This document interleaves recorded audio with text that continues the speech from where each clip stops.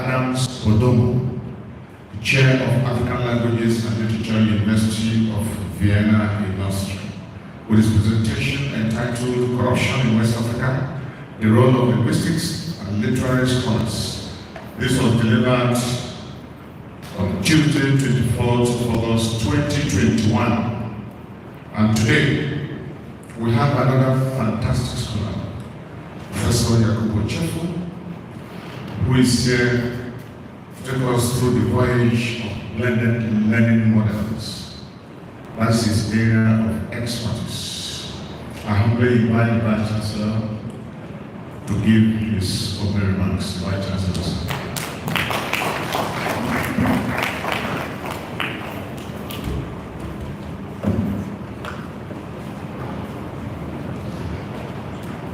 Our distinguished lecturer, Professor Yakubu Aboki Ochefu, principal officers of the university, respected members of Senate, deans, directors, and head of department, distinguished guests, staff and students of our great university, members of the press, ladies and gentlemen.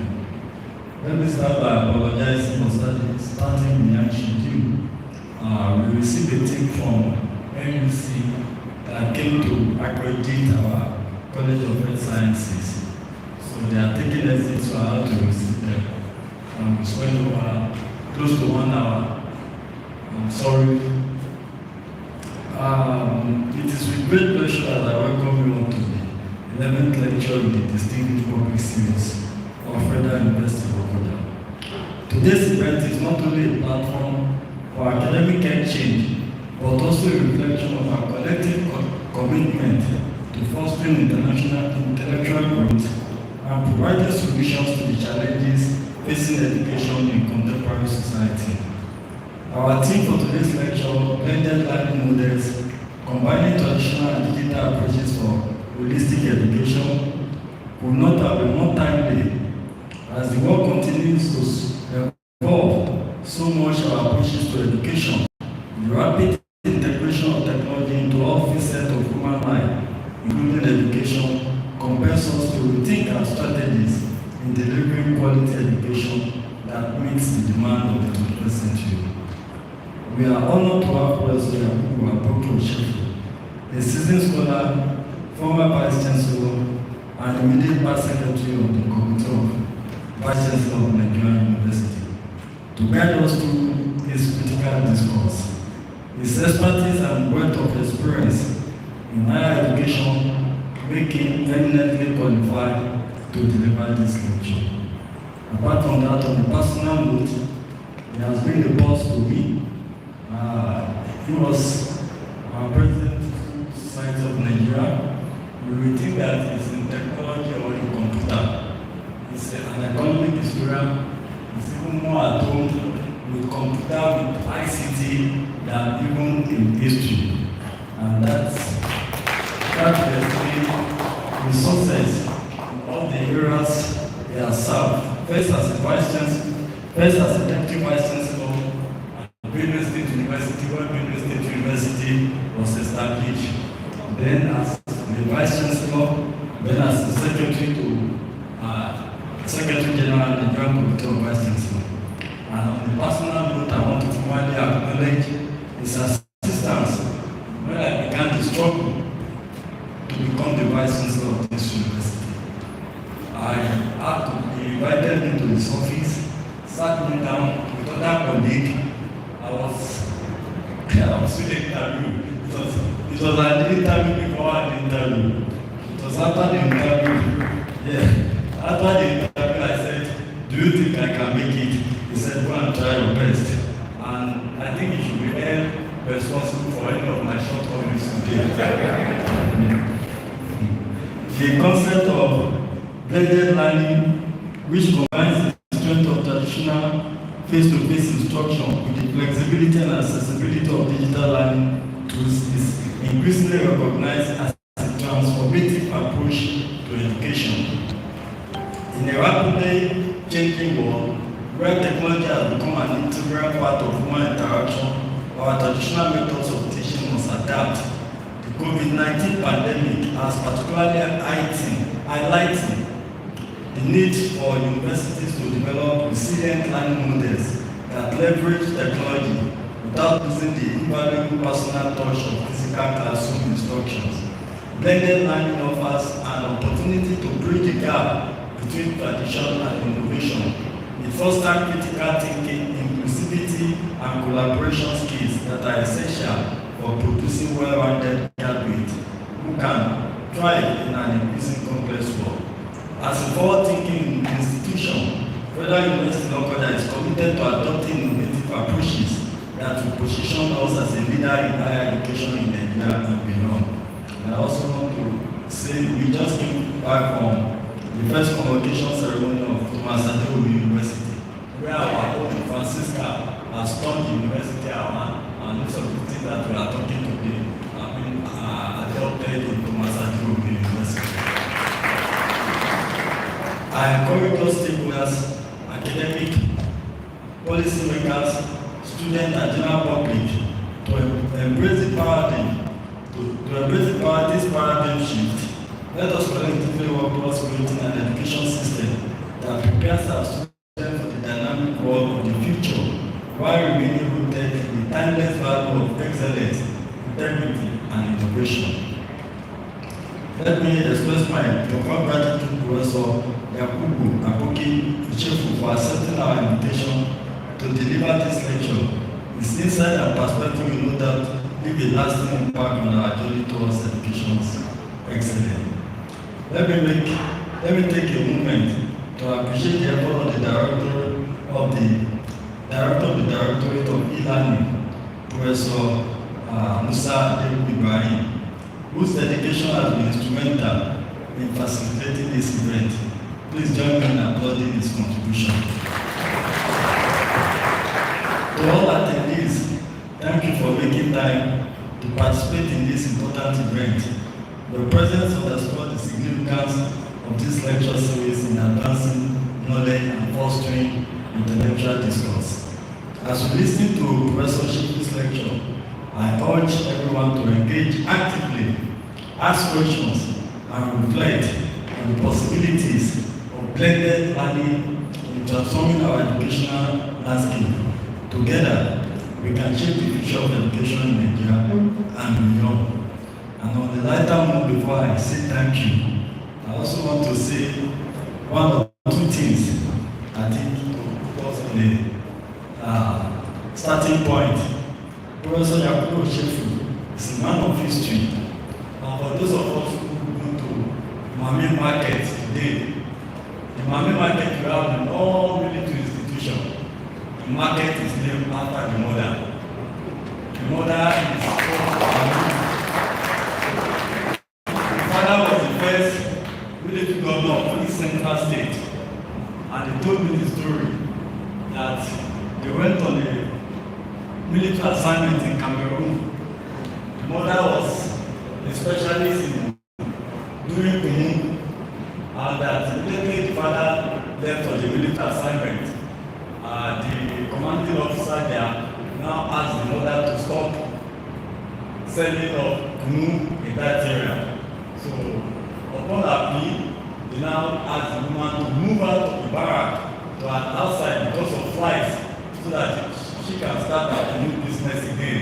So her name is Mami, and that's why they now named the market after her.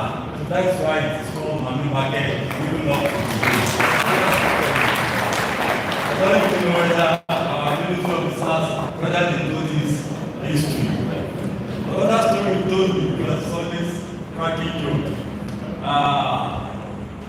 When the father was the military governor of the Central State, so the cooks, the capital was in Enugu. The cooks, they are principally from that area. All of them were Igbos. So they didn't know that the mother understands Igbo. So the woman came to the mama came to the kitchen one day and said, she doesn't want to eat the food they are preparing. She would like to take a real fish. And those cooks look at themselves and say, this woman too is sharing out of the food that the poor people should be eating. And she quickly responded in Igbo language. All of them started postulating that no, we are not we are not insulting. This is the type of person we are having before us today. Very energetic. He was the one who brought the society back to handlight. And when at the time he was to hand over, many people were struggling to have this position. He just looked at me and said, Professor Yakubu, please get ready to take over from me and we will do the election together. And that is why I can now refer to myself as one of the former president, the president of the Historical Society of Nigeria, the first academic society of Nigeria.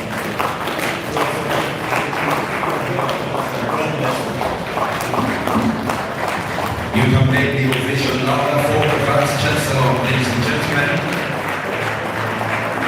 That's just an insight into the personality of our guest lecturer. But to put them together so that we can enjoy him properly, and then for a formal introduction, again, welcome the Deputy Vice-Chancellor. Mr. Vice-Chancellor, I may not need to say anything much about Professor Yakubu Ochefu other than inviting him to try to put down and be answered. Thank you, sir.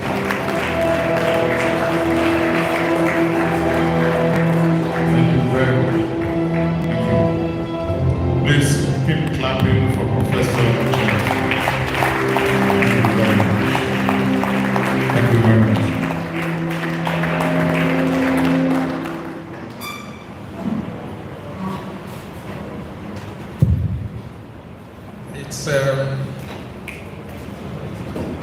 You know, when they begin to expose too many secrets, you begin to wonder whether you are safe in this environment. I'd like to thank the Vice-Chancellor for the kind words which he has mentioned. And I'd like to thank his team for the fantastic job they've done in Federal University. Any time I come here, I see something new. And I'm always impressed that they are continuously making progress. And this is how it should be. That at this point in time, despite all the ups and challenges, we continue to work stronger and stronger. When he invited me to present this distinguished guest lecture, for those of us who are in academia, these are one of the rare honors and privileges that you get. It's not to be invited to deliver an inaugural lecture or a distinguished lecture or a convocation lecture. It's usually a very high milestone, and I'm deeply honored for the invitation.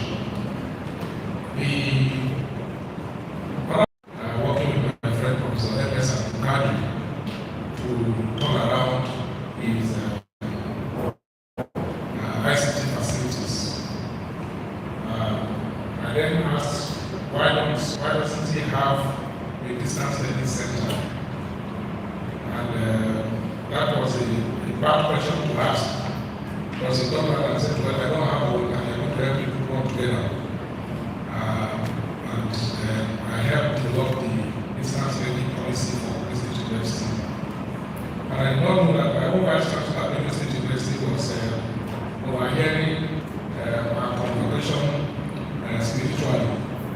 And the moment I came back to my body, he now gave me a letter appointing me as Director of the Distance Learning Center at the State University. And I also helped to develop that policy.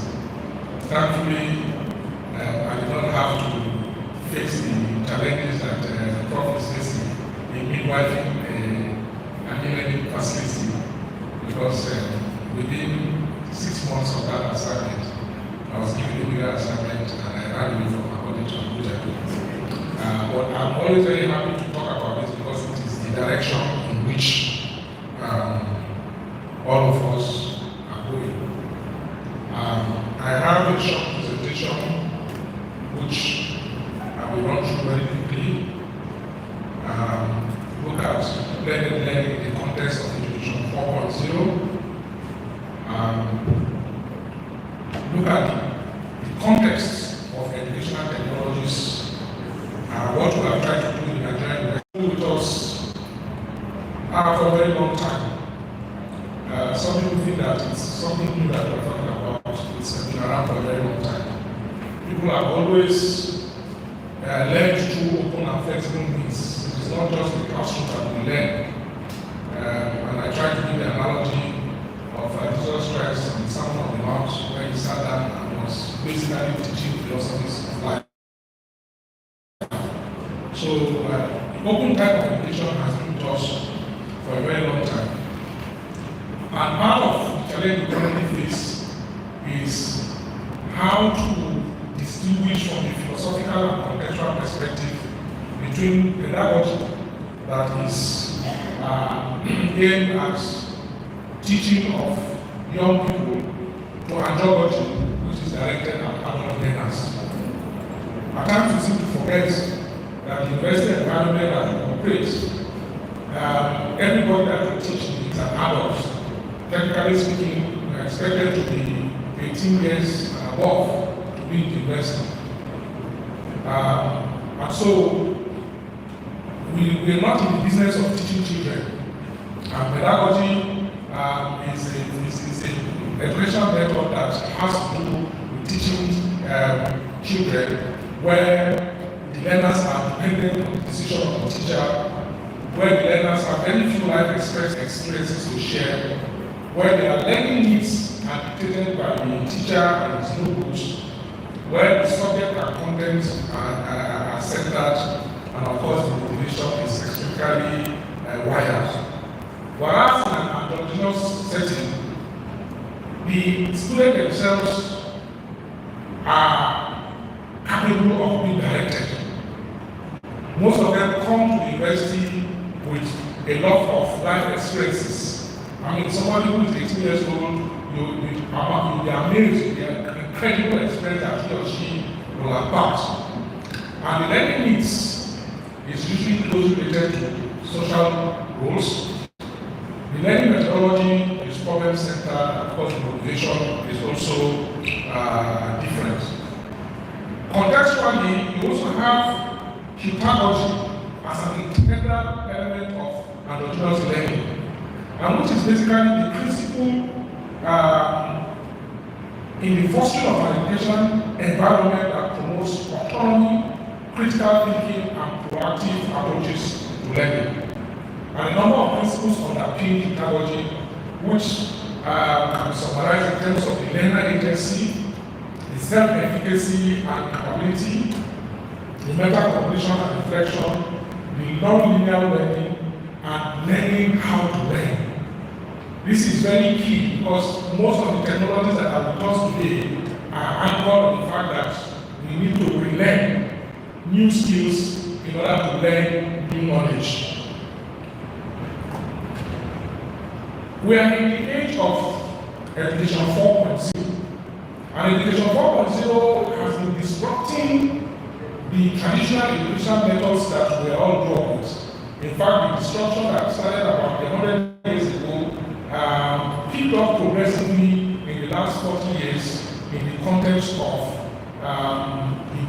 the increasing role of technology and its application to teaching, learning, and research.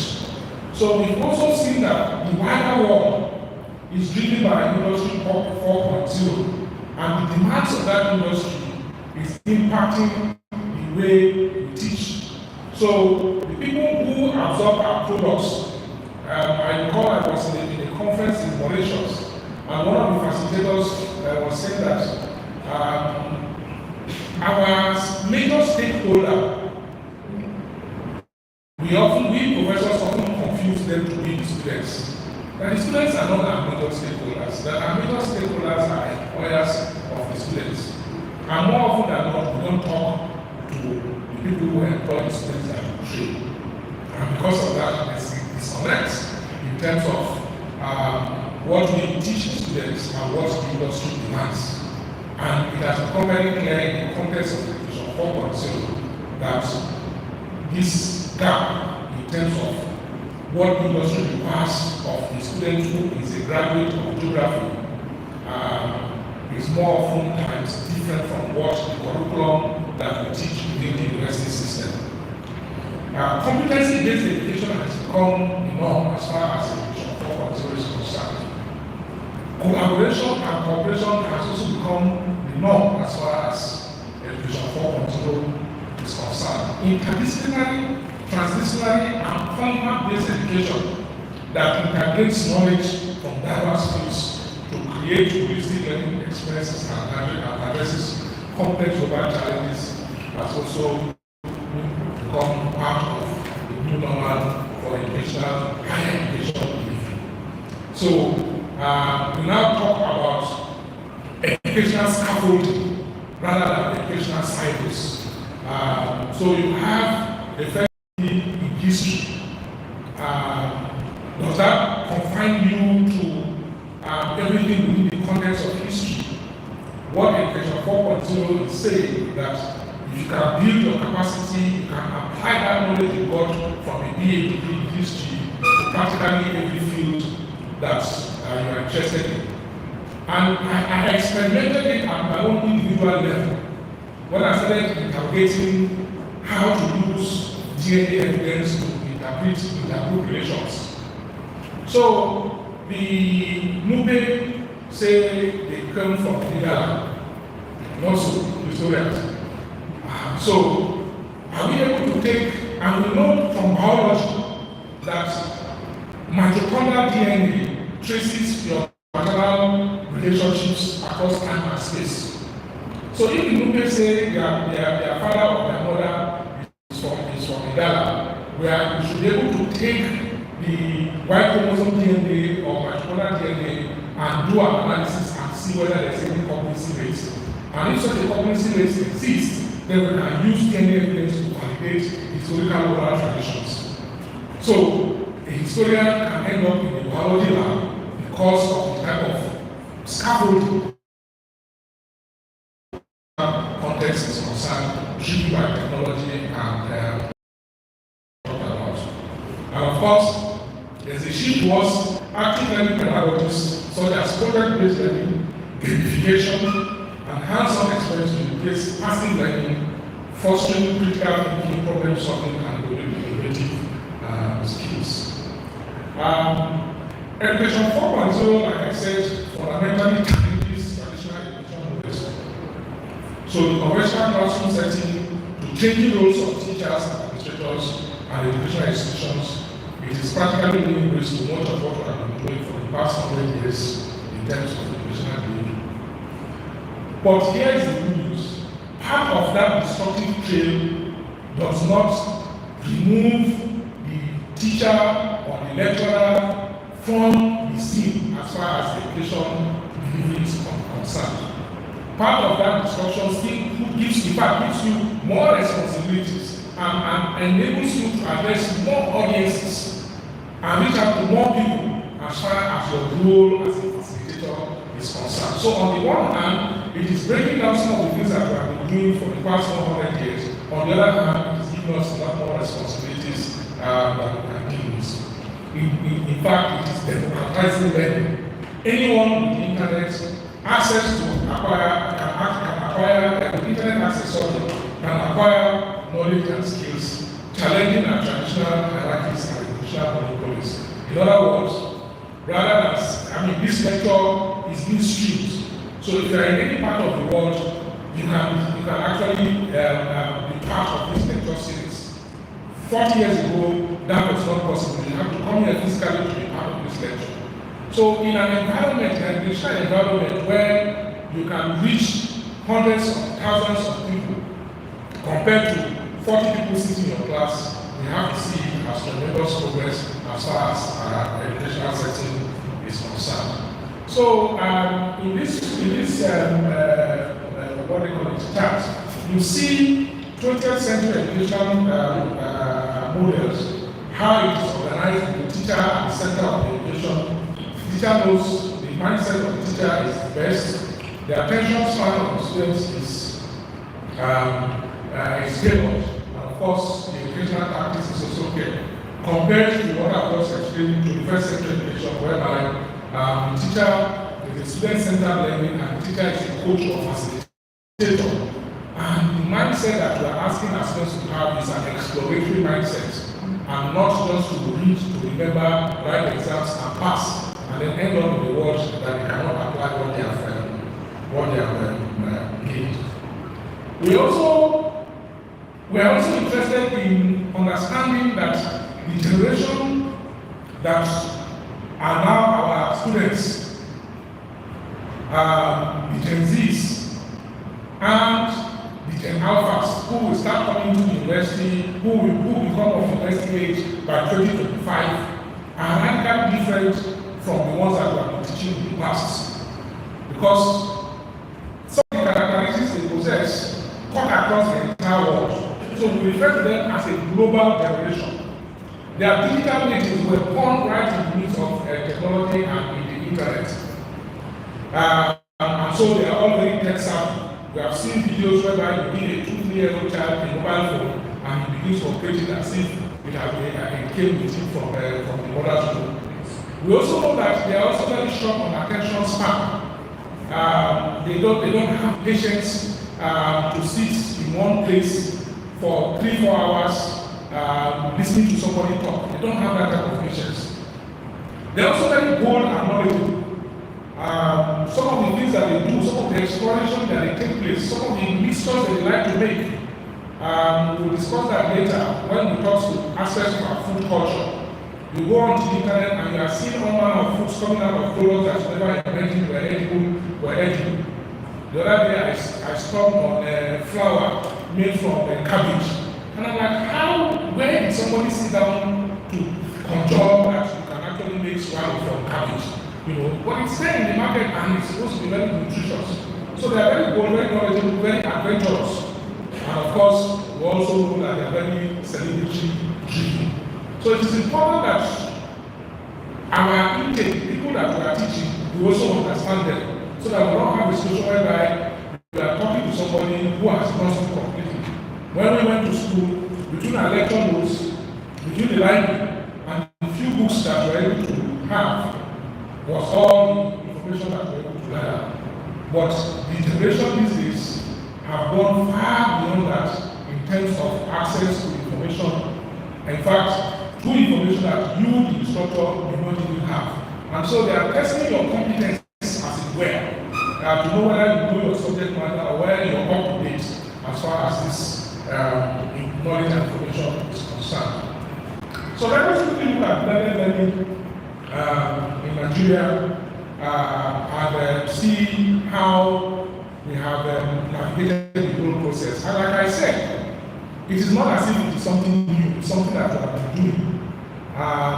We all know that we come within our classroom setting, we deliver lectures, we have discussion groups, we have group assignments, we have field assignments, and then of course we use some measure of technology to take home assignments so that students can go and do something and then come back to the class to discuss. So all these are various forms of blending. It is when you use technology to mediate the type of blend that you now raise the bar as far as your technology your benefits is concerned. So we have, like I said, various types of blending that we're using: the flex model, the a la carte model, whereby students have a choice of which aspects of the lecture they want to engage in. Collaboration with the lecturer so that you can deliver your lecture notes in a manner that you think will suit everybody in that particular class. So it can be person to person, it can be group to group, or it can be a large class as well. All these are part of what we have been doing in the past. Competency-based education has also become very key in terms, like I mentioned earlier, because of the demands of industry, because of the changing world of work. It is now important that in addition to the subject matter expertise that you get from the class, soft skills that border on creativity, critical thinking, teamwork, collaborative work, and things like that have also become part of the whole process, so that the students or the graduates, in addition to being a subject matter expert, also has diverse soft skills that enables him to engage in the world of work. So what it then calls us to do is to flip the classroom setting and make sure that it's dynamic enough to enable your students take advantage of the aspect of the lecture environment that suits them the most. Now, what this means is that we are making a transition from a teacher-centered lecturing environment to a student-centered lecturing environment. It sounds a bit odd for those of us who grew up in that environment, that the dynamics of the classroom is that I'm the lecturer, I'm the professor, I'm in charge, and you do as I say. That era, unfortunately, is on its way out. It's been moved by technology. And when you see the opportunities that are available online for free or for a fee, you understand that invariably, if we insist on driving a teacher-centered teaching model, we are going to lose a lot of our students as is. I've given a number of examples, citing Stephen Means, the professor of history from the University of Texas in Austin, who has done fantastic work in terms of the various opportunities that are available as far as blended learning approaches are concerned. There are about 14 of them, but I've identified just a few to help us ground the argument as far as the blended learning approaches are concerned. He talks about case-based learning, as an approach which some of us are already using in some of our disciplines, where we use case studies to analyze the materials in this. But says that every discipline, it is possible for you to apply the case-based learning approach. The critical and transformational pedagogy is the one that I just gave in terms of understanding the power dynamics in the class that is shifting. We now have a system whereby our stakeholders are more critical of what we do and say than ever before in our life. It's not a Nigerian thing, it's a global thing. It's something where people are questioning that how come we are producing graduates who don't know Jack, who don't know this, who don't know that. We can turn around and say yes, it is because the products that are coming into the system don't know. And the question that we'll be asking, who is teaching them? Is it not your students that are teaching in the secondary school and the primary schools? So if you talk to somebody with a BA in education who now teaches in the secondary school and is not able to deliver, and the student comes to the class and gets some university, how are we managing that teaching and learning argument? So at times we really need to look at ourselves in the mirror and say there must be something that we need to do to be able to address some of the challenges that we face. Field and place-based learning is another idea that he has advocated for. Again, it's something that we're already doing, but he says we can take more. Those in the sciences, we see in subjects like archaeology and geography and environmental sciences, we go on field trips. What he said that these field trips are not just for those courses. Whatever course that you are teaching, there's an opportunity for you to take your students to the field so that they can connect with some of the realities of the subject that you are teaching. That abstraction that we are so used to in class is asking us to just distinguish and move forward. Gamification is also another model that has become very, very popular in terms of how we can use games to teach in education. Gamification is something that is inherent in this current generation of students that we teach. How do we use the popular sports that they like and enjoy and turn it into a science or an art and locate it within our educational system? So your son likes mathematics, your son likes football but hates mathematics. Are you able to teach him mathematics using football as an anecdote? And the education says yes, you can do that if you learn some of the underlying principles.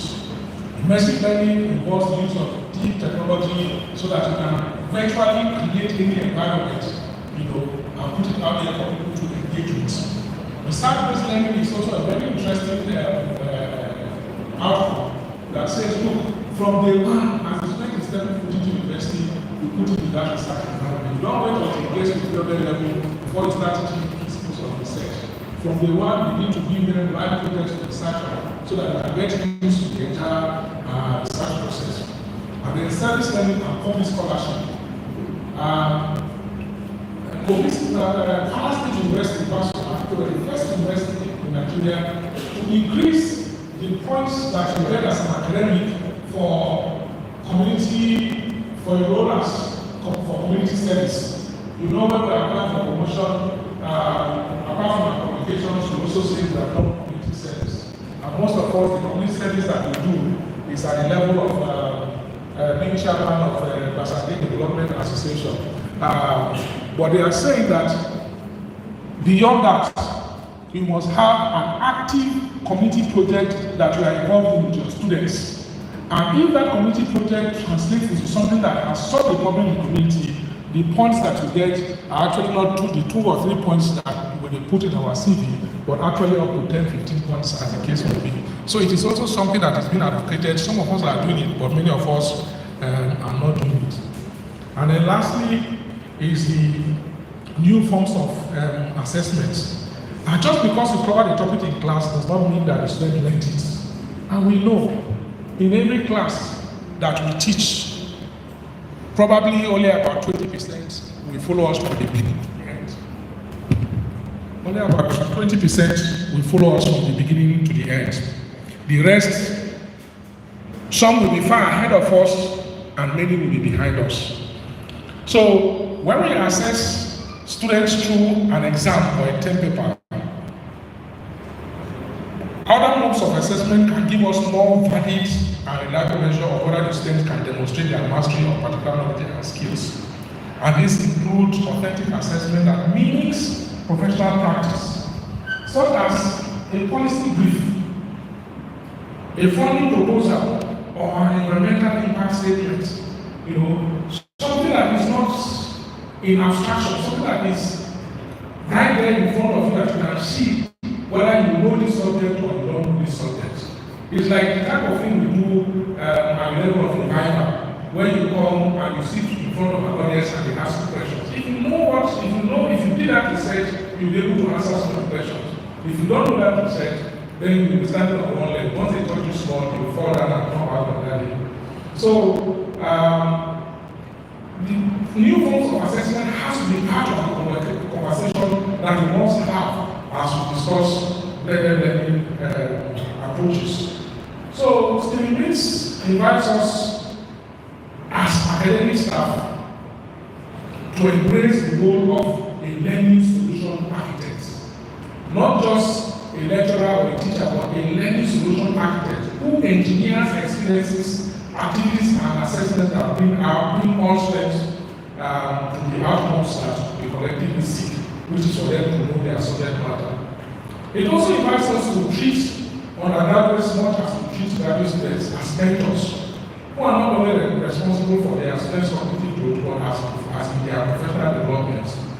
And he invites us to rethink the way we conceptualize the teacher-student relationship and view our students not simply as objects of instruction, but as partners, collaborators, providers of fresh perspectives, and creators of knowledge. Creators of knowledge is very important because we see on the internet that our students create various kinds of content, but we want them to create the content that moves away from just the jokes and funny materials that we now see every day to something that will add value to the society we live in and the nation that we all love. Now, our students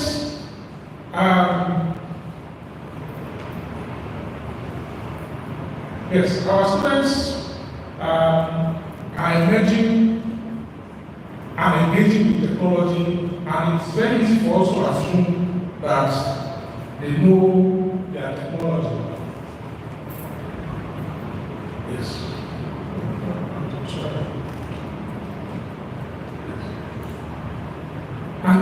is usually something that we find very interesting. You assume because they know how to use it to manipulate the phone, know they have access to the internet, they know their digital literacy.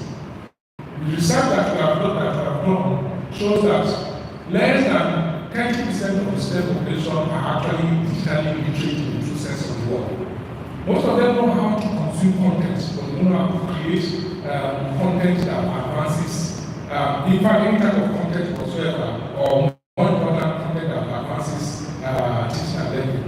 That being digital natives does not navigate them that capability to navigate the internet and know where to find materials from. I often get from my mentees, when I send them certain things, they're like, where do you find this thing from? I said, where else? From the internet. So which sites do you go to? And I ask them, which sites do you go to? And I ask the question, they'll tell me how they've gone to Google. And I said, which Google? But there's only one Google. I said, no, Google has 251 products on the internet. So which one do you go to? And so a lot of even our educators don't know that for you to do certain types of search, you have to do user-specific search to be able to get that of materials that you want. So a lot of our students, being digital natives does not give them that capability that we think they have. Then more importantly is the critical evaluation of the subject matter. It's not anything that you see on the internet or social media that is correct. How do you fact check? You will see that every day somebody will post a video and say this thing happened in Zamfara yesterday. How many of us have the skills and the capacity to go to use the same internet to fact check that what this thing, because this post that they said is Zamfara yesterday actually first appeared on the internet 10 years ago. I belong to certain social media platforms and I see certain things and I'm like, where have these guys been all this time? This thing came out 10 years ago and someone is posting that still came out. And when I challenge somebody and say, well, we're not like you, we are just seeing it for the first time, so we must enjoy ourselves. So it's the same type of situation where we find our students not being able to critically evaluate the science that they go to deal with some of these issues. And then of course, the technological proficiency, the digital tools are emerging on a daily basis. You need to train and know which ones are affordable, which ones cuts off the revenue, which one cuts off all the inadequacies and gives you the type of content that you want. And so to become truly digitally literate, we need to help our students and not to stand in their way as it were.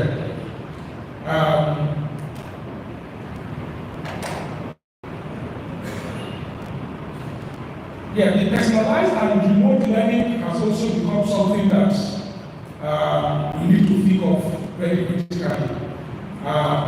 Learning paths these days, in fact, you go to certain educational content sites, they ask you to choose your learning paths. So I mentor a lot of students, young adults, and they come and say, okay, I want to do computer science. And I ask them 3 questions. You want to do hardware, you want to do software, or you want to do networking? They will usually tell me they want to do software. I say, okay, in software, you want to do front end, back end, or integration? They begin to stammer. And I said, okay, front end is what you see on the screen. Back end you don't see at all. The middle end is one that the integration talks to all the front and the back together. So which area of the software do you want to live and work in? Most of them will tell you they want to do front end. Of course, front end is the easiest place that they can engage, but it requires creativity. So you go to certain websites, they look very ugly, just like you see somebody's picture that is very ugly. Whereas you go to certain websites, you don't want to leave that website because of the way it flows. But you click on certain buttons, nothing happens. It will give one error message. You click on that button, it will give you error message. Because the front end and the back end have not been properly integrated, that's why you get this type of error messages. So, for the students who want to learn new skills, it's important that we as educators know the subject matter so that we can guide them and help them to actually find their foot. Because there's so much out there, in terms of any computer, the languages that you need to speak to again in computer, or in other forms of engagement in terms of the social skills that they possess. All of these things are very key that we need to help them with. And remote learning has helped to bridge that technology. Like I said, it's available for free or for a fee, anytime, anywhere. And all we need to do is a device. We have that device, we have internet access, we have money to pay for data, then we are good to go. In terms of real-world applications, there are also opportunities that are available on the internet that enables our students to engage with real-world applications that can build their capacity and enable them to work anywhere in the world that they want to work in. Augmented and virtual reality has also become very key. These days, the cost of virtual headsets have come down, and many educational institutions are using that as a training platform. You don't see people, you see medical students working in simulated environments. Simulation has been around for a very long time, but it was confined to the domain of the military. And the armed forces, the air force, or pilots, when they want to train, they first put in a simulator, you train for a certain number of hours before they give you a live plane. That is now shifting to mainstream education, whereby we simulate the environment, walk through the environment before you now go to that environment. It reduces cost, it is efficient, and it helps us to make progress as far as educational delivery content is concerned. There's also data security and digital citizenship. We now have a national data privacy and protection policy or act, and the commission that guides that act. And I'm not sure Federal University Lokoja is compliant as far as that act is concerned. If I check their website and I don't see the name of Federal University Lokoja, I will report them to the authorities, and this they have to pay a fine of 10 million. So it is law. And it's important that we take that very seriously and appoint a university data protection officer or DPO, with respect to the officer, not the DPO in the divisional police office, but the data protection officer. And because the Federal University Lokoja is a data controller, control tons and tons of data that you need to protect for your students. So the security of that data and the fact that we have a category of persons that refer to themselves as netizens. They are not citizens of Nigeria, we say they are netizens, they are citizens of the internet, and they can live and work from anywhere in the world that they want to be. And protection and security issues have become mainstream as far as these developments are concerned. It's important that we take that role. Then, of course, from students also need to ensure that responsible and ethical behavior is part of their training, so that, yes, you have free access to the internet, you can go to where you want to go to, but also you know there are consequences if you abuse and misuse that behavior on the internet. The online environments, privacy, security, and digital footprint is very, very important. I was interviewing one young man, I think about two years ago. He came to my office, very well dressed, looking very neat and bright. And I asked him a few questions. He was looking very polished. And I went to his Facebook page, and it was a different human being that was there. So I turned around and showed him his head dropped. I said, well, you see, whatever the internet never forgets, whatever you put on the internet, we will find you. And so your behavior on the internet is different from these people that you are trying to post to me that you are a insane human being. All the videos you are dancing and all the things you were saying on the internet, I was able to answer them. So I cannot give you a job because I don't trust this duality that you are presenting to me. So the students need to be told that yes, it is easy to take photographs and post it on the net. Someday someone will come and complete those photographs, and if they are not responsible, it will become a challenge for you getting a job. Well-being and mental health support is also very key for our students. Well-being and mental health. Again, we are living in transformatory times. I'm sure some parents here will tell you that their 10-year-old or 15-year-old son or daughter will come and tell you, "Mommy, I'm stressed." And you're like, "Stressed? How we should know the meaning of stress?" But their own stress level and their capacity to absorb some of the interface environment is very, very minimal. And so we have to make that as a point of note. Indeed, the student affairs departments, are now being required to have specialists that can take state of mental wellness within our students and the life on campus. Now we've talked so much about the good side, what we like to have. Let us quickly run through the challenges and the risks, and there are many. How do we implement these blended learning technologies and environments in a society that has all manner of challenges? The Vice-Chancellor of the Federal University is among some of the poorest executives in any federal establishment. The amount of money that's required to run the system and the amount of money and system available to them is always in mismatch. And yet we are expecting them to produce new items. The welfare and the compensation and remuneration for the workers, both the teaching and non-teaching staff, is not consistent with what is available out there. The infrastructure requirements that is needed. You wake up in the night to do some work and there is no light. You wake up in the night to do some work, your internet has run out, you have to use your phone, and the thing runs like wildfire. You load 5,000 naira before you do any serious work in our store.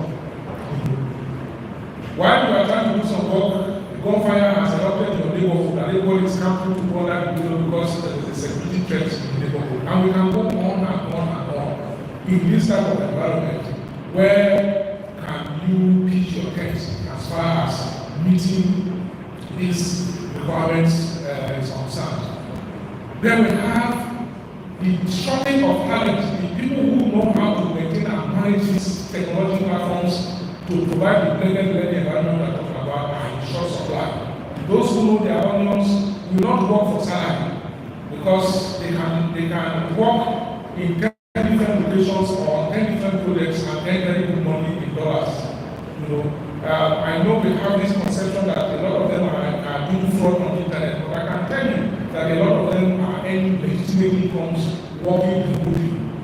And if you know your onions, if you are in full stack developer in some of the project languages that are available, the average you get on an hourly charge for a project is like about $200-300 if you are working from Nigeria. If it's in India, it's like about $500. And they will give you a contract for 100 hours to do productive work. Do the maths and see how much that person gets in dollars. So if he buys a car that you think is bigger than the size, it's because of the skills that he has acquired to do some of that work. So then of course we have discussion where I've mentioned the chief executive is there struggling with funds, and then the director of ICT or director of distance learning center is looking for money to come and do certain things. And when you take a bill to the Vice-Chancellor, when he looks at it from the corner of his eye, you know that it's not a good money. You're better off to join that bill to go and attempt to see whether the next thing is still better to contribute that way. So the challenges that we face in terms of layering and taking advantage of this technology solution is enormous and huge. So, and then of course, cyberphobia, especially amongst our adult elderly professors, is real. There are people who actually believe that anything they want to do, on the computer, they are not going to touch. They are still looking for their pen and Bible and their manual typewriter, because that is what keeps them safe. I recall in 2003, I implemented digital transformation, the first digital transformation of Wukari University. And it was, I was then Vice-Chancellor and it was hell. 2003, not the type of institution you have now. Then I had to literally drag my colleagues, biting, scratching, spitting, all manner of hellfire. And so what I did was just wait for me. Say my tenure was so finished. By 2005, I finished my tenure as Deputy Vice-Chancellor. Within 6 months of leaving office, I started the whole process.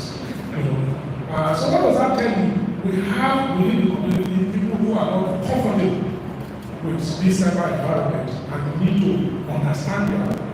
to understand their plight and see how you can bring them into the street. Academics, we are supposed to be habitants of new ideas and new technologies. At the same time, we're also very conservative persons. And I recall when the internet first came out, as I started browsing the internet, I think that was 1993, that I started browsing the internet. And so, all kinds of stories, all kinds of things you hear about the internet. And at one point, where the lecturers, especially in Europe and US, were afraid that the internet was going to take over their jobs. And so it took a long time to understand that it will never take over our jobs, it will only complement the job we were doing and make our life easier. The same thing happened about 50 years ago when we talked about massive open online courses. Massive online courses were also going to take our jobs from conventional lectures. But where are we today? Those massive open online courses are the ones that give us an additional income where we can engage and teach people from all over the world. The big cry now is artificial intelligence. Everybody's on about that. Oh, with artificial intelligence, we say we don't do it again, we don't do anything, it's going to drive us our jobs. The same thing. Our system, our position is the most resilient position you can find yourself in.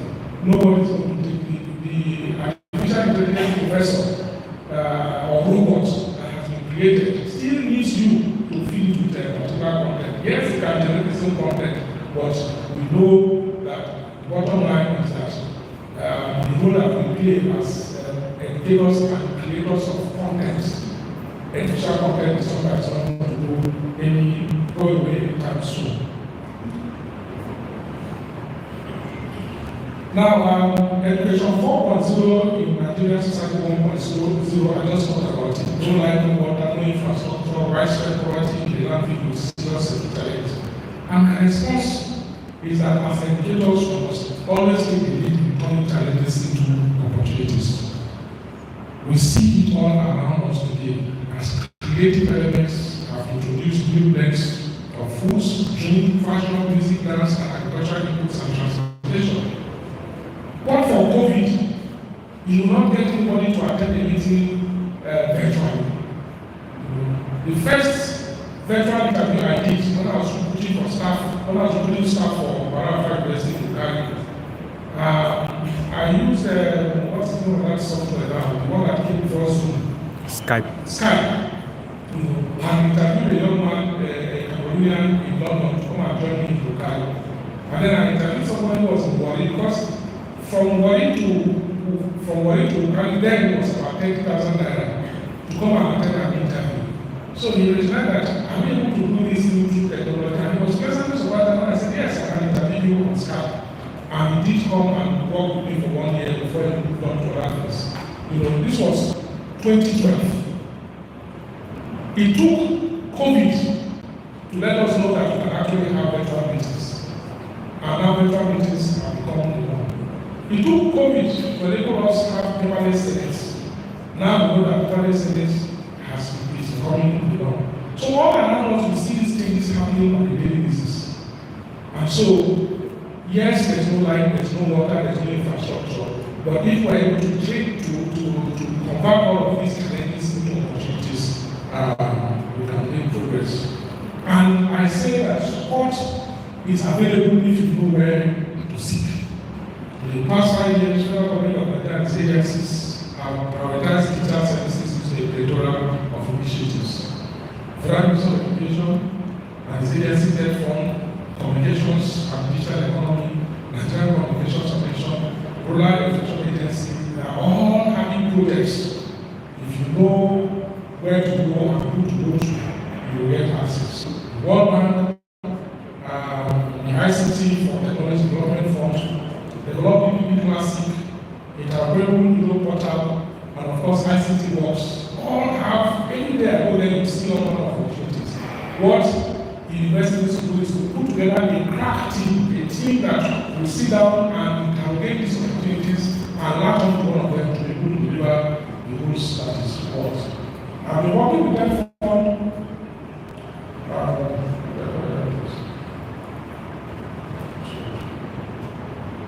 yes, I've been working with that fund in the last 3 years to see how we can support universities in their ICT transformation.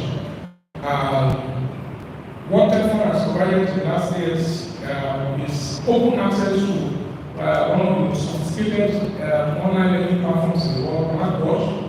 The Terrace platform, which we have also helped to build, is now running. The Eagles capitalizing software, which we also helped to build, is up and running.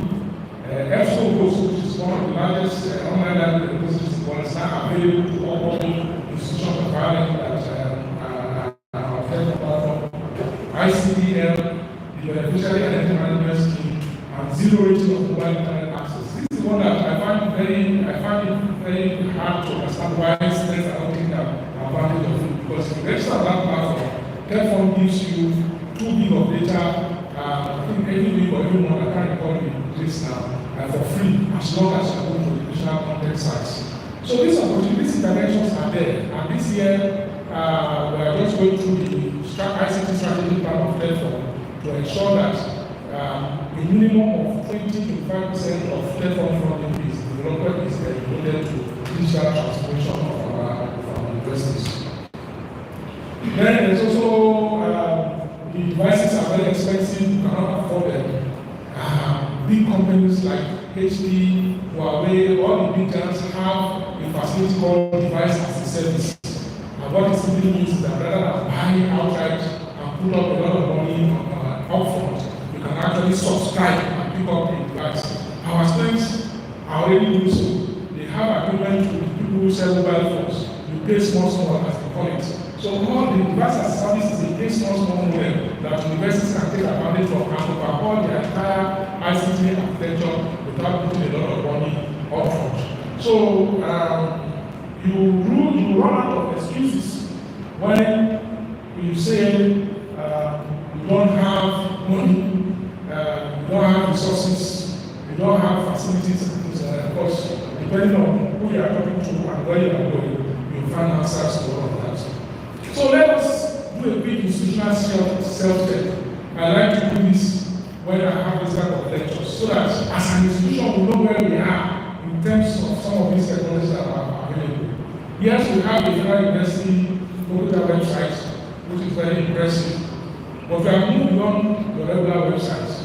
We are now looking at, does Federal University Lokoja has a bot that is able to answer questions that are posed to it as far as the university is concerned. So I'm a 200 level student in economics. My GPA is 2.75. Can I ask the board what grades I need to pick up to be able to graduate to the second class of my degree? It should be able to give me that type of feedback. Do we have a learning analytics engine, artificial intelligence learning analytics engine embedded in our learning management system and our platform that can tell us what to read, how to read, and where to get materials from? Are we adopting distributed learning platforms that are anchored on robust data privacy and policy? Do we have an extended learning environment that has inbuilt digital research tools? I know you have an open educational and social repository, but we have moved on. Do you have a 3D and virtual laboratory that is embedded on the platform? The JASI software you will have, but you have additive manufacturing printers in all your colleges that enable students to see the product that they have designed. In terms of access to global repositories, you have a generative project transformer engine adopting either a large language model or a small language model to help power your Federal University Lokoja course. And then, of course, what type of cloud service do you have? Is it a private cloud, public cloud, or a hybrid cloud? These are some of the things that you need to check at the institutional level to see where you are in terms of the transformation we're talking about. So, Vice-Chancellor's office, do you have a digital transformation plan and a roadmap to see where you want to be in the next 5 years. Is Federal University Lokoja a greater hub of Lokoja or Kogi State University, whereby if you are looking for any baseline data in Kogi State, if you come to your portal, you'll be able to get it. For the registry, your institutional records, electronic, academic, and administrative records management systems, transcripts, and things like that, have been digitized, all of that. Your bursary, you have a payment gateway, or you are still allowed banks to take your money when the direction where everybody is going now is to have your own private gateway so that you can keep the money within the in-house. We've talked about institutional repository manager. You have an IR manager as part of the library staff because you need a dedicated repository manager to be able to manage the total of resources that you have and are able to do. And then of course your ICT department, you have an institutional digital ecosystem that generates revenue for the university. Your security needs, you have an eye in the sky or ear on the ground systems that uses technology to drive your security systems. We'll talk about devices. Device as a service module that I talk about is actually a business opportunity for the university enterprise. Because if you keep to that device, you can make a provision on the devices that brings people to use. Of course, your campus-wide internet access, is it affordable, is it fast, is it stable and secure? Of course, the power that you require to charge the devices, how constant is it? So, Mr. Vice-Chancellor, this is the first program is where we are. Huge classrooms, poorly ventilated, most times public address system not working, and it's the lecturer has to suffer and go through this stressful learning and engaging. The next picture is where we should be, where we can be, if we put all our hearts together and stay something and have a laser-like dedicated focus on what we want to do with our digital transformation. Let me conclude by telling us all that there are actors that are already disrupting our system as we know it. They've been doing so for the past 10 years, 15 years, using the massive online learning systems. Coursera, Udemy, Khan Academy, Anderson, LinkedIn Learning, all these are actors that are already playing in our space. They are already making it possible for us to reach out our audience, to global audience, and make money while we are at it. According to Coursera, their mission is that a vision a world where anyone, anywhere can transform their life and access the world's best learning experience. They currently have 25 million students and 182 partner universities. Udemy has 30 million students taking over 100,000 courses with the cost ranging from $10 to $400. Anderson has 1.3 million learners from 135 countries taking over 1,000 courses, all of it for free. These are people who are playing in our space. Udacity gave us the concept of a nano degree. Many of us here will not have heard, not knowing what a nano degree is. Simply put, is to certify every exam that you give. So you spend 1 year in university. University is going to give you a certificate that you have spent 1 year. If at that point you don't want to continue, you know you have something for it. But we have a system where we spend 3 years and because of one reason that we go, we don't have any certificate because we must complete 4 years. So, and their own mission is to democratize education through the offering of world-class higher education opportunities that are accessible, flexible, and economical. Micro-credentials have become an important aspect of educational delivery. And a recent study revealed that 72% of employers tend to employ a candidate who holds a micro-credential. Similarly, 90% of students and recent graduates agree that micro-credentials enable them to stand out in the potential crowd. So, Mr. Vice-Chancellor,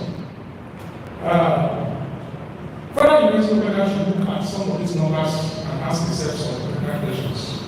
If the global student population in formal schools in 2020 stood at 220 million students and is expected to hit 380 million students by 2030, according to the World Bank, how many of them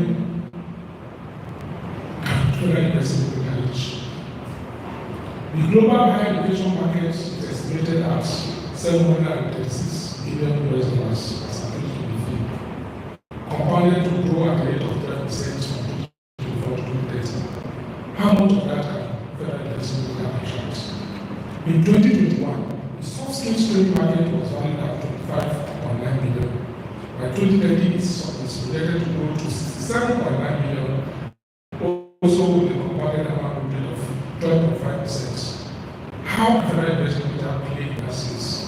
The GDP of Nigeria's non-central political zone was 17.28 trillion naira in 2022. What does this mean to Federal University Lokoja? Checking the university is like moving a graveyard. You get no help from people inside. This saying was popularized by who was Vice-Chancellor of the University of the UK. It's like a true reflection of who we are and what we are. It's important that we look at ourselves critically and say some of these challenges that we face that is making us to have our capacity to engage in the world as a capitalist and technology are things that we can deal with if only we are going to work together and flip the challenges to becoming opportunities. That is why I recommended that you already had a proposals book on flip learning, flip thinking, to see how we can shift from yes, but to yes, and, so that we can engage better in the hyper-connected world of the country and work. Thank you for the opportunity. Thank you very much. Is that everything we can do?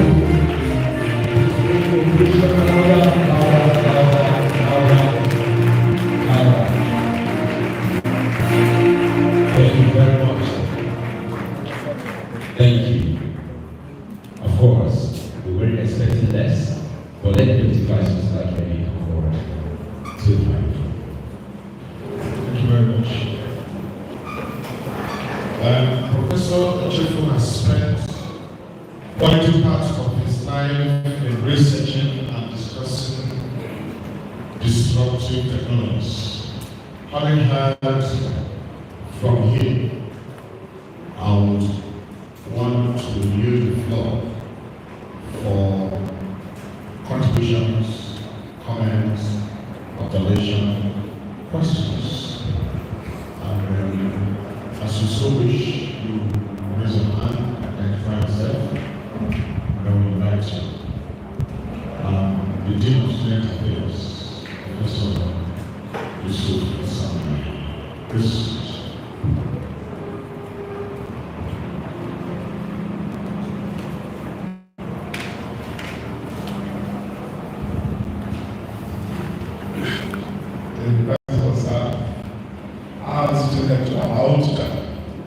I still find it difficult to follow.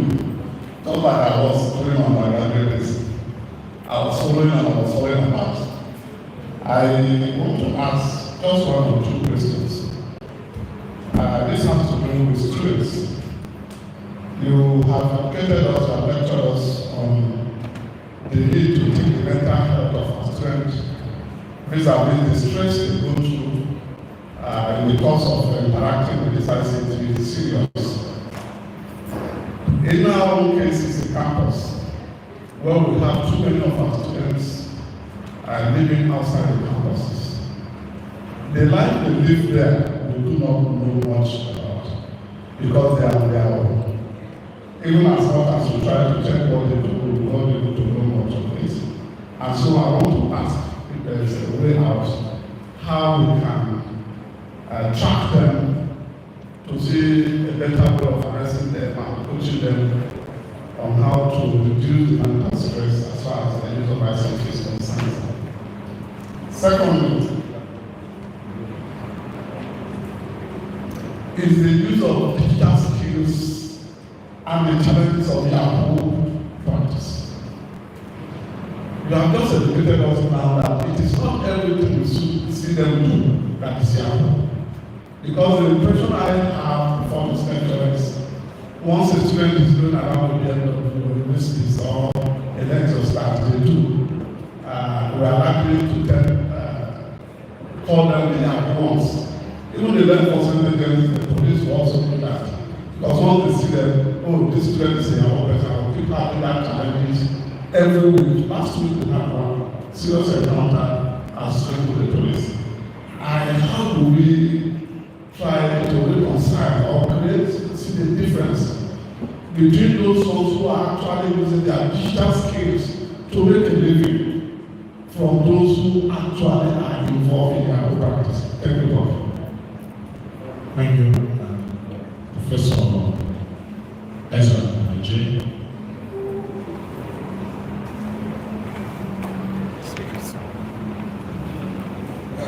Distinguished presenter, Vice-Chancellor, brother, professors.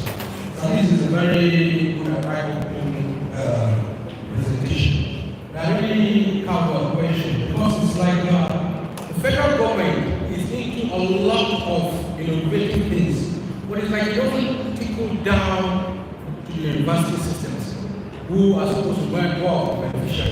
For example, the Blackboard, which the TED4 subscribe to, many institutions do not know about it, don't even have the login. The Expo host that they use billions of naira to subscribe to, many institutions do not know about it. And even I don't know, they have a lot of points like there's a national artificial intelligence center in Abuja.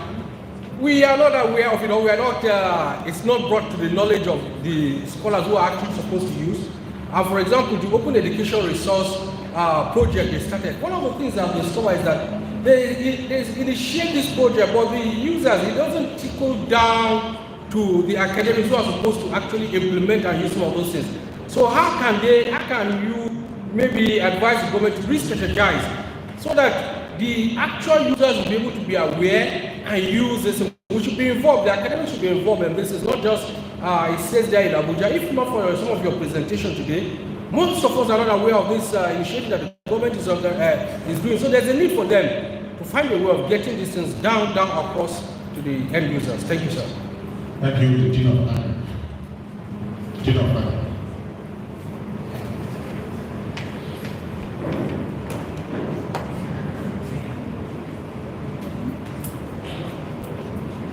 Very much the Vice-Chancellor and distinguished lecturer, and also the joint others, and appreciating you for the enlightenment that you are giving us through this lecture. One of your statements is that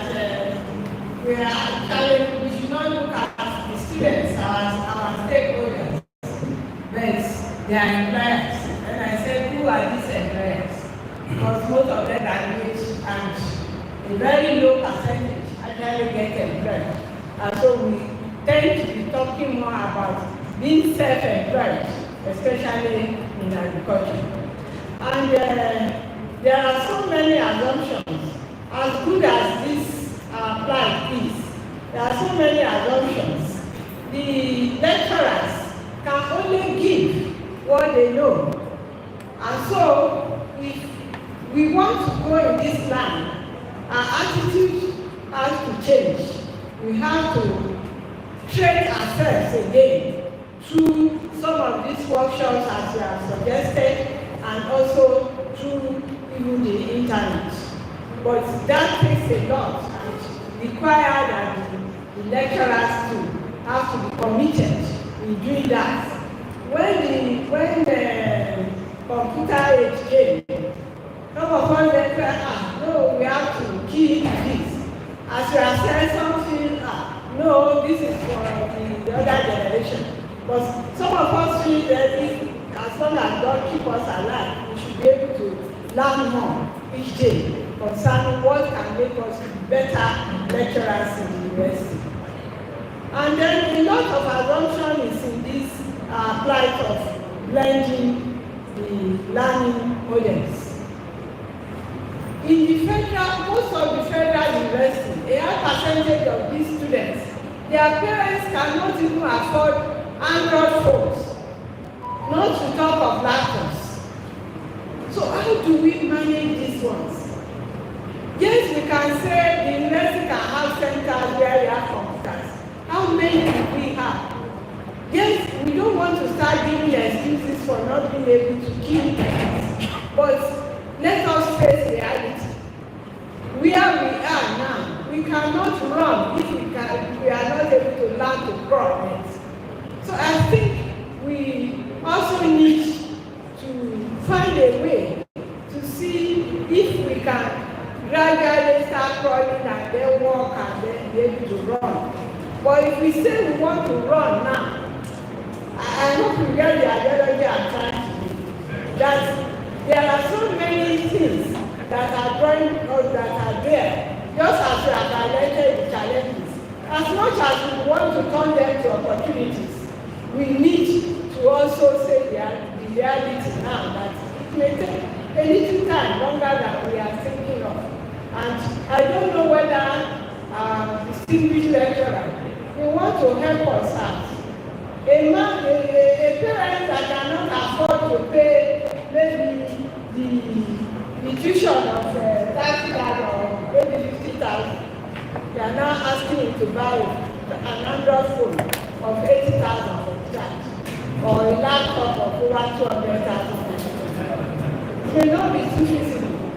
It is not that even the lecturers are exempted. Some lecturers cannot afford certain things because, as they are enumerated in your lecture, the pay that is supposed to take them home cannot take them home. So there are all these. I wish you would just help us. Thank you very much.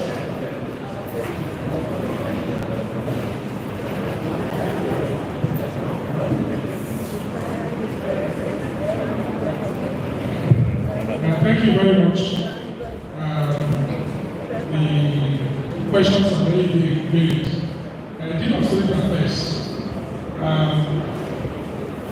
The off-campus environment is within the Nigerian public university system.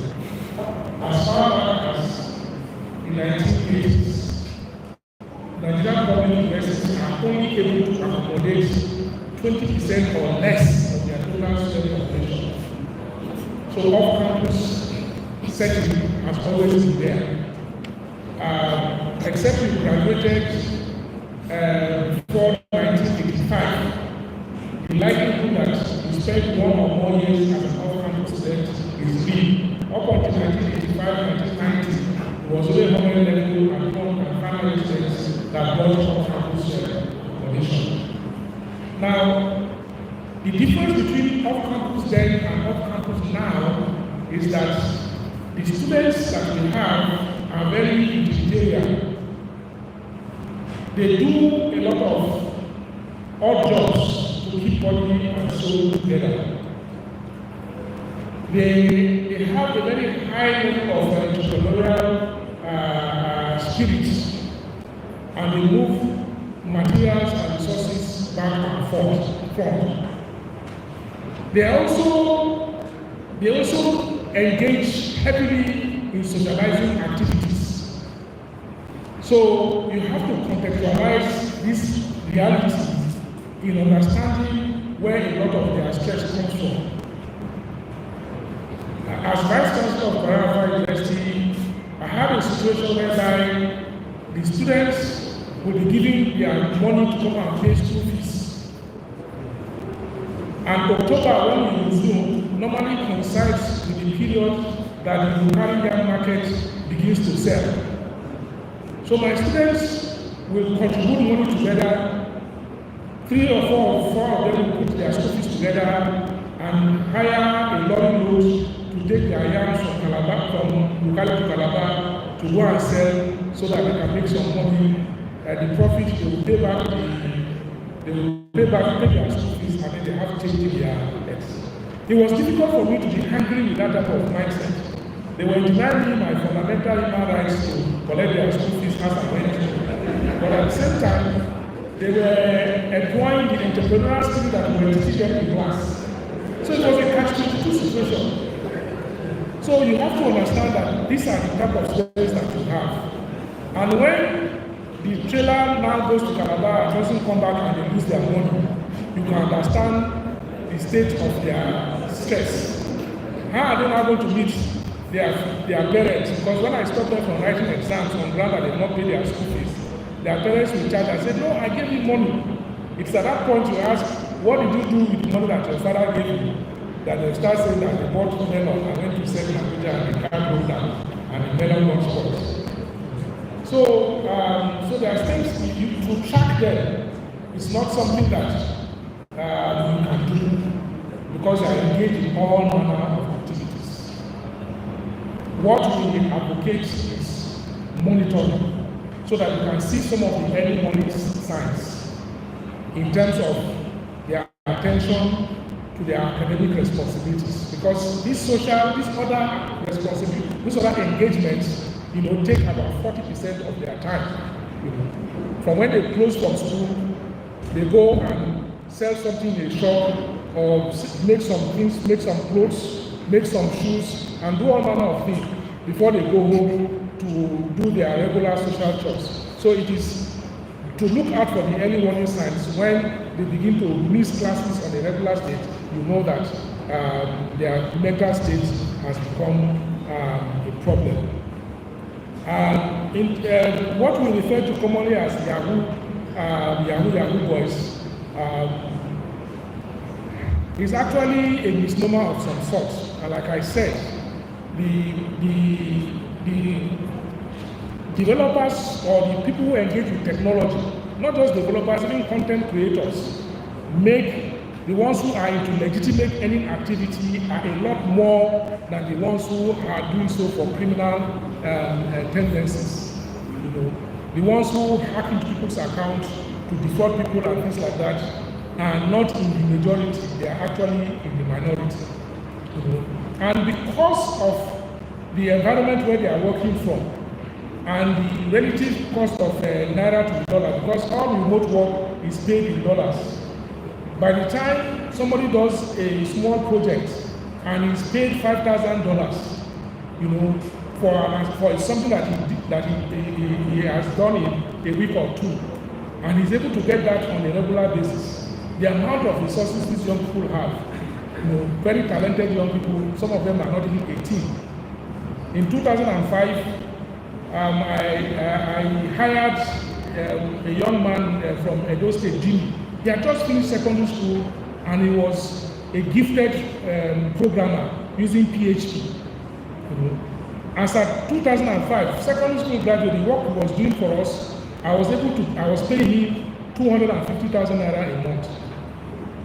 And at one point, I had to go to Ekoma to meet his mother because she was going hysterical that the type of money that Jimmy was coming home with, he saw that he was doing Yahoo.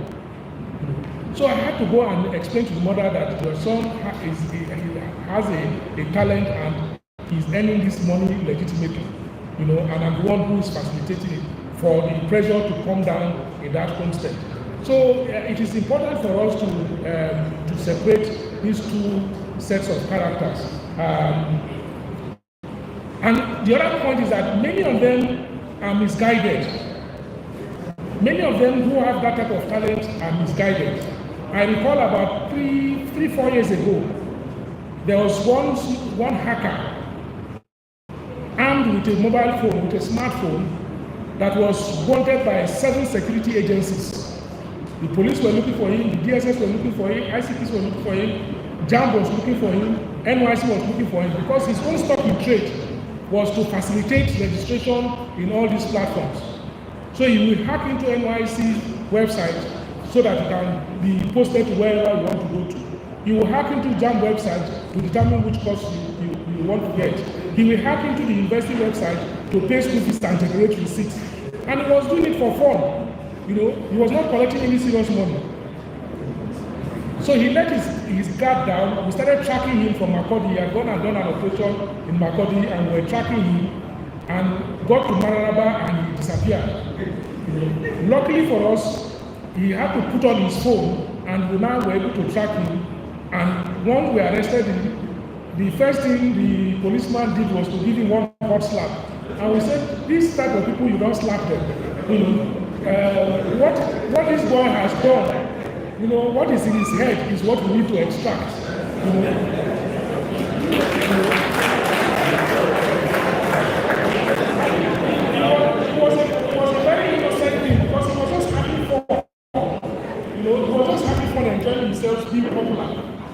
have money to pay your students, you go and meet him, you buy him one coke, 1 meat pie, and you hack him in the university system, pay your students and keep them happy. So the talent is there. Some of them are misguided and they need proper guidance, you know. And we see that every day. I mean, it's the same thing. You see a lot of young people who are very good in sports, who are very good in music, the type of money that is rolling to them. If you don't manage that talent and that exposure, they can easily fail. And that is where, as Dean of Students Affairs, you have that responsibility of managing some of these talented elements that are in your system. The knowledge gap between federal government and its agencies and the actual users is real. I will not deny that. Anytime I go for a public lecture, I ask the question, how many of you are on errors? I don't get a serious hands up. How many of you are on Blackboard? How many of you are on Beams? I always get that type of thing. And it's because there is a disconnect at the level of university management and some of its actors and the intervening agencies. For example, TED Fund has a platform that has all the ICT directors of universities on it. So if the ICT director of this university is not active on that platform, he will miss out on some of these opportunities. At times, the information overload is there, you know, and that is why we usually advise that if you are the ICT director and you don't have the time to follow up some of the opportunities that are available, it is important that you give somebody your administrative rights so that they can also track them. It is true federal government is doing a lot, and there's a lot of money out there, a lot of opportunities out there. Beyond what federal government is doing, there's a lot of work that World Bank is doing, there's a lot of work that International Finance Corporation is doing, there's a lot of work that African Development Bank is doing in supporting digital transformation projects. You know, just yesterday I got a call, there's a package that we were putting together from the International Finance Corporation for $100 million to support digital transformation projects in Nigerian universities. They called me yesterday that they have now crossed the bar and they need us to make progress. So, but if the administrators at this level don't track some of these opportunities, we will definitely not be able to engage and enjoy them. The last set of questions was a very interesting one. When you say you're the employer and most of the students are self-employed, there's a small contradiction there, you know, because if you train somebody and you become self-employed, is it a good thing or a bad thing? It's a good thing. What we are simply saying is that because you know that he's not going to get the type of job that you got when you graduated from university, you now need to double up on his skill sets so that when he goes out there, he's not afraid of becoming self-employed. You know, entrepreneurship is not for everybody. It's a mindset thing. It's not everybody that will be an entrepreneur. But at the same time, you have to open your cards up and say, okay, those who are able to take up the opportunity, you know.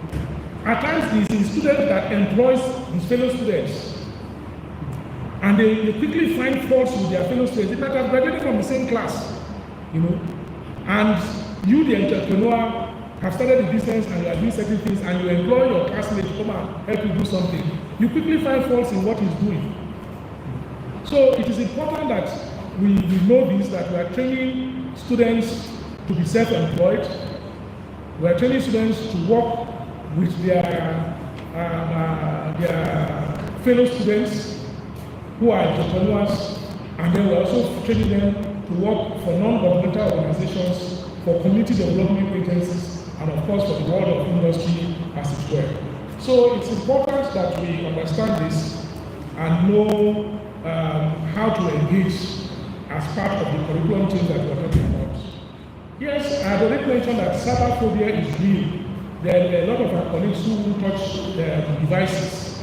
There are a lot of our colleagues who, as far as their smartphone is concerned, they buy very expensive smartphones, they send text message, they answer calls, and they are good at that. We need not to struggling to use the right word now. We need to understand that cyberphobia, like every phobia, is real. You know, I'm very claustrophobic. If you put me in a small room and you lock it up and there's no light, I begin to panic. And I'm sure we all have our phobias. And my wife cannot stand anything that crawls. Some people, if a snake enters this room now, some of them will scream and jump through the wall. So we all have those phobias. So it is for us to understand where the phobia is coming from. And as like they always say, the psychology, the treatment for phobia is gradual engagement, you know, and get to them through some of the things that they like, you know. So if, for example, the man is afraid of putting on his computer, what I will normally do is that if I know that the man likes traditional Igbo music, I'll go and load it with traditional Igbo music and put it on the laptop so that he can be playing it from there, you know. And this you are breaking the ice. He now knows that if he wants to enjoy his music, he needs to on the computer and he knows where to go to. So he's using it to do the things that he likes. And then gradually you now expose him to some other functionalities. So it is important that we do so. Now there are, in every public and private, in every public university, there are three categories of students. There are the indigent students, there are the regular students, and there are the well-off students. And the Committee of Vice-Chancellors, we ran the numbers. The indigent students account for like about 20% of the university population. In the 210 days they spend on campus, they require about, then before the crisis went haywire, they require about 156,000 naira to remain on campus for those 210 days. These are the ones that will trek to school. These are the ones that don't even have a touchlight phone. These are the ones who will do menial jobs or work for their fellow students to survive. These are the ones that eat one meal a day. It's the reality of our existence. Then we have 40% that are regular students that have a smartphone. If it is not brand new, it is fairly used. You know, they can afford to enter keke or climb the bike and come to school. You know, they can afford 2 meals a day. You know, they get pocket money from home. They can afford to buy 2,000 or 3,000 naira worth of data at the week. And then we have at the other spectrum the well-off students that are like about 10-15% of the population. These are the ones that live in self-contained apartments, they drive cars to school, they have a tablet, they have a smartphone, and they have a laptop. You know, they don't eat in the school restaurant, they go to the what they call it, the eateries in town, you know, and they are always on the move doing one thing or the other. And they have PAs, their fellow students who are their PAs, So this is the, and those ones,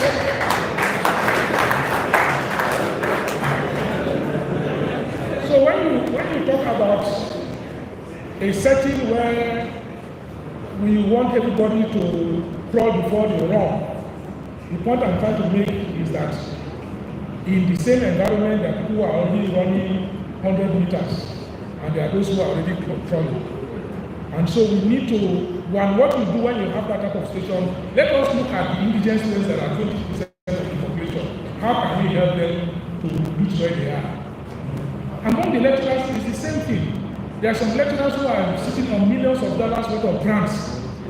And there are ones that are asking, well, how did you get this thing? Where did you go to? You know?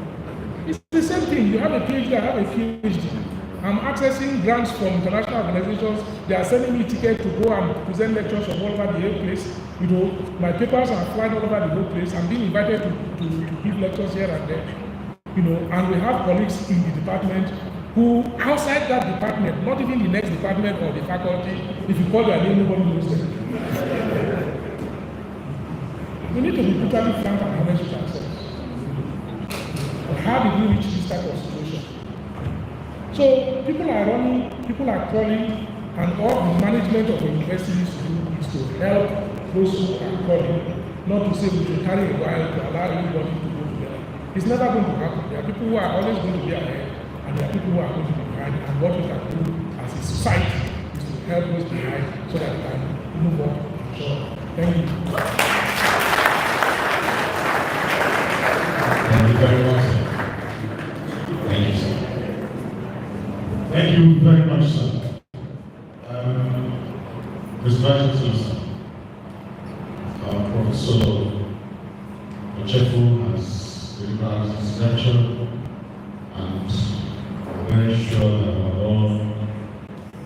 listen and we are prepared to join the trade for blended learning models, combined traditional and digital approaches for holistic education.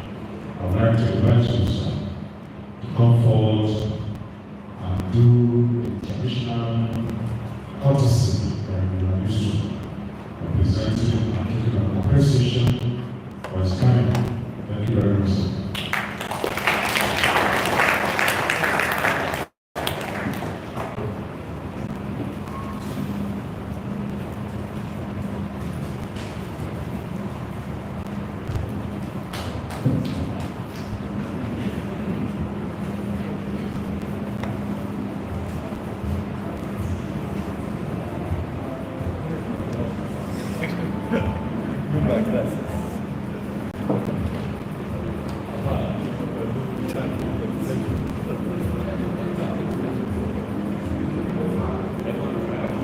Okay, thank you. Federal University Lokoja presents this badge of honor to Professor Yakubu Aboki Ochefu as the presenter in the 11th Distinguished Public Lecture. The topic blended learning models, combining traditional and digital approaches for holistic education. Presented this day, 27th November 2024. Congratulations, sir.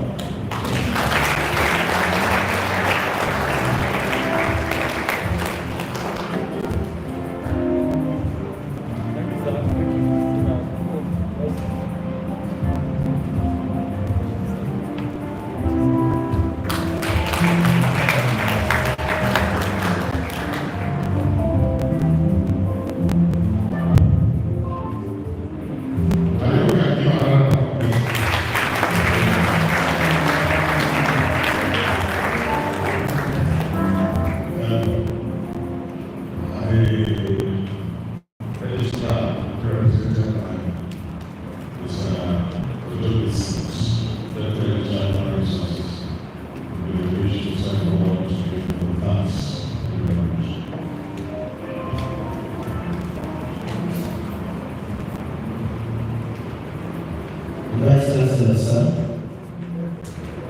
kindly allow me to adopt the already established protocol. Indeed, it has been a red letter day in the annals of our university today, as we gather here for the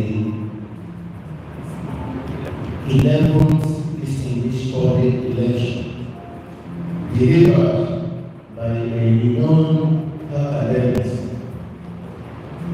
and absolute leader, Professor Yakubu Aboki Ochefu, former Vice-Chancellor, the immediate past Secretary General of Association of Vice-Chancellors of Nigerian University.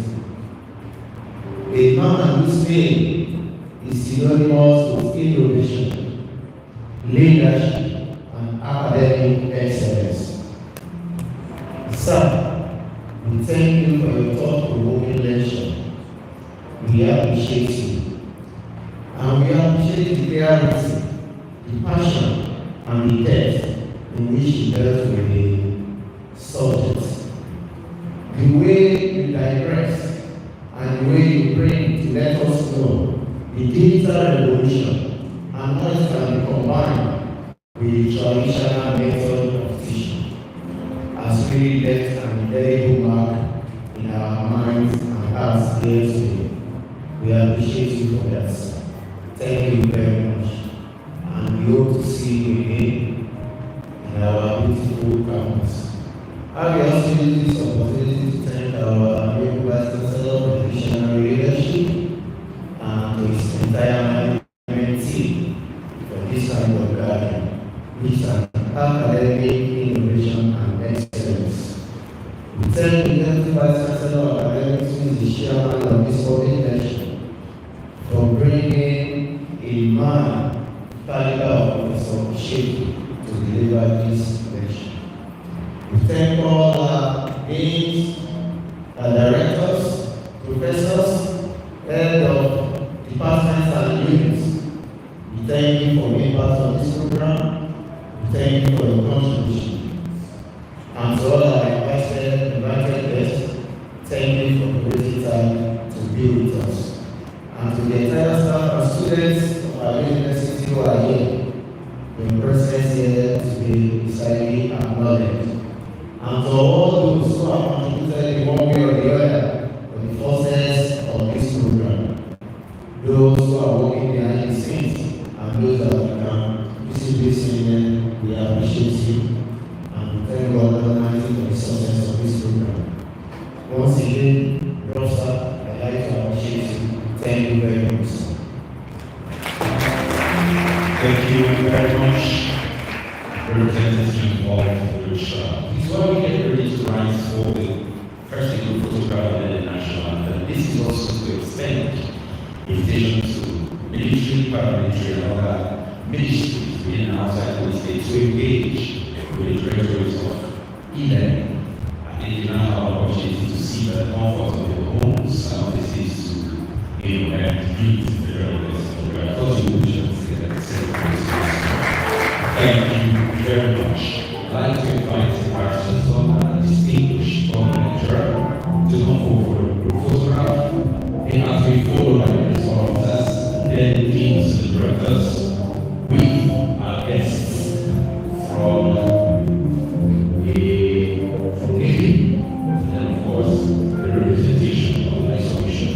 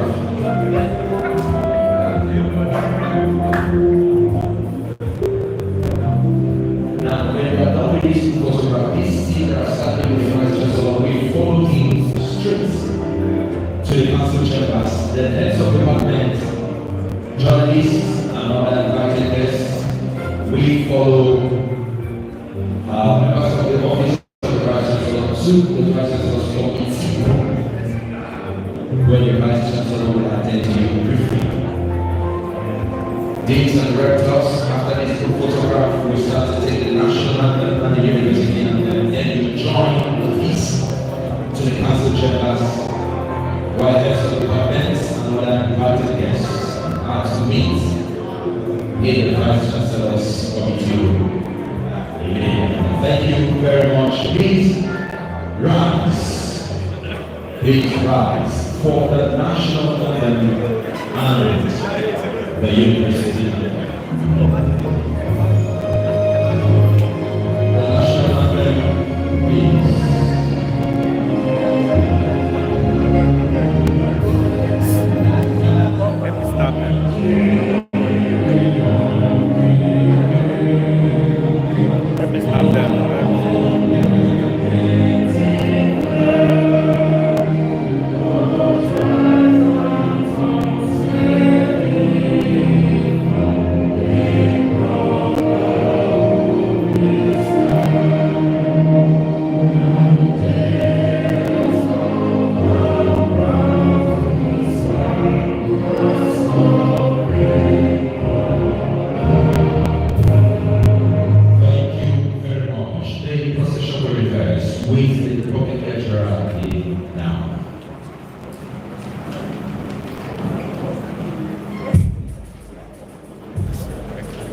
Thank you very much.